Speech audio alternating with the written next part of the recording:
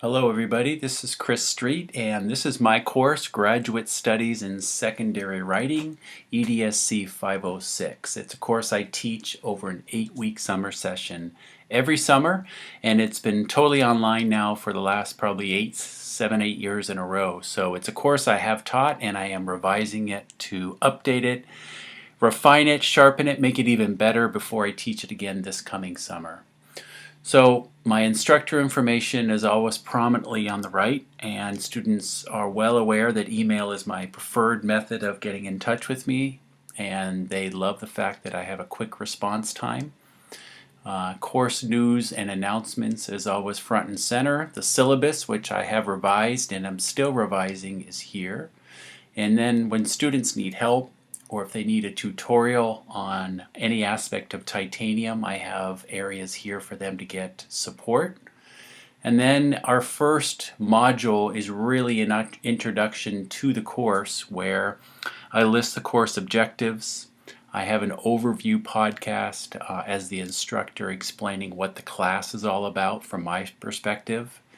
And then I also have a titanium overview. So this is a Camtasia presentation where I am showing students how the course runs each week, explaining the time sequence for releasing modules, when assignments are due, which is consistent each and every module, and basically giving them an overview of the class.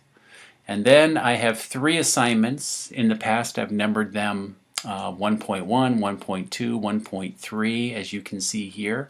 It's a nice sequential way for students to keep track of where they are. I am now making changes to that and making it even, I think, more intuitive and easier to follow. But preparing for online learning is all about just that, how to ensure success as an online student. Then I have a quick activity, which is a refresher for almost everybody on updating their titanium profile. And then finally an online discussion where they react to my opening post and respond to me about why distance education makes sense for them. And we start to build community and establish small groups, which is important for later in the course when we start to do group work. So I'm just going to highlight a couple of activities from a couple of different modules. This is the way my current module 6 looks. I have a midpoint feedback placeholder because I don't yet have that built into my course, but I plan to for the summer.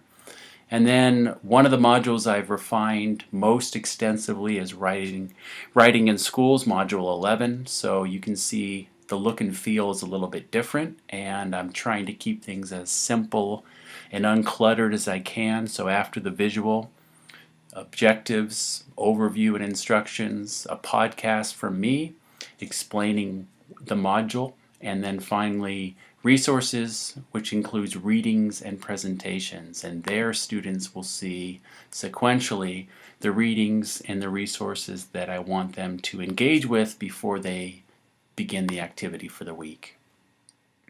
And always assignments are indented. That's one little technique I'm using to show students that this is not something to read, or it's not a set of instructions, it's something for them to do.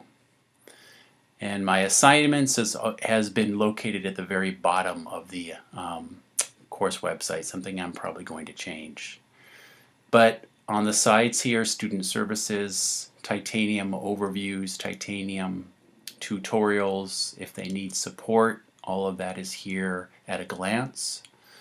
And so what I'm hoping is that this overview will give you a sense of the ease of navigation of the course, and the activities for community building, which are built into my first module here.